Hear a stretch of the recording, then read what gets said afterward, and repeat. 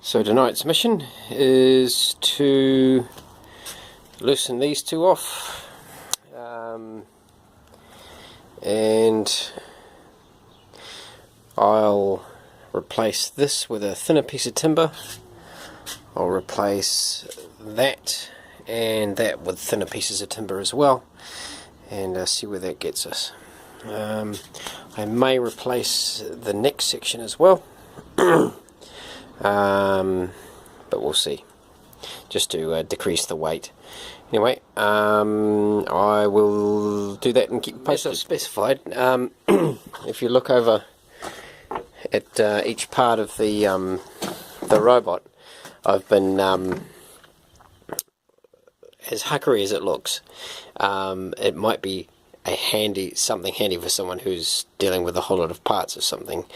Particularly of one of these robot prototypes or whatever. But the coding has actually been very useful. So right leg, shin, so obviously I know where it goes, and they're all labelled on on Guykit 2.0 as well. So take it or leave it, but you may find it useful. And stop the wire from unravelling at the neck. I will start off with just twisting another piece of wire around the original one. Just twist it round, and then put it through the holes and twist them up and see if they come undone. And as it falls apart, I'll just increase the wire by one and see how that goes. Just some scales because I wanted to start weighing these things so we can make recommendations or whatever for people's robots and how much weight they're to put on it. Because I mean, realistically speaking, if the robot's too heavy, then there's the poles won't work very well, and it'll make for a really stink fight. You want sort of hard and fast, so they'll need to be fairly lightweight. But I made Guykit on the heavy side on purpose, just to make sure that the frame can hold stuff. But that's about just over 6 kilograms there, and so yeah, that's without his head, and that's with all the poles dragging everything. So I shall note that.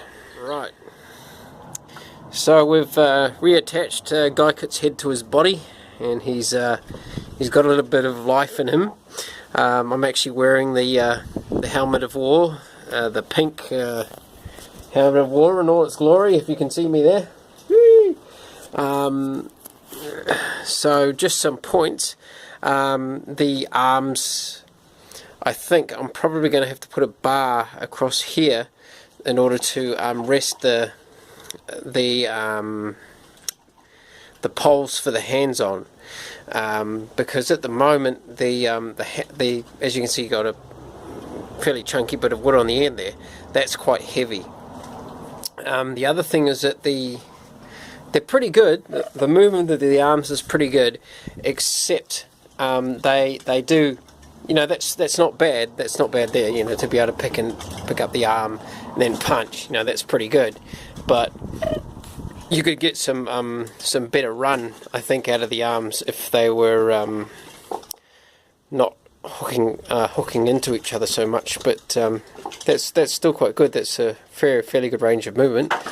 This other arm here is that's quite good because it's quite thin, and you can and it's not as heavy as the other arm, so that works quite well. The neck seems to be holding, and the feet work. So you've got your kicks. You've got quite a high kick range, which works quite well. And same drill with this. Obviously I'm holding a camera and working this at the same time, but I think we're fairly close to getting Guykit finished. The issue is Guykit needs to be lightened up a bit, so the main problem is that the strap underneath the bike helmet is it's really pulling up quite hard on my under my chin, and so I may look at trying to remove about 1 kilo off Guykit and making the limit of the robot at about 5 kilos, I think. I'll try and look for a better system of the helmet, whether we try and get a full-faced helmet or a much wider strap under the chin, because it doesn't feel particularly good. But other than that, that's quite encouragement. So I raised the head bar up.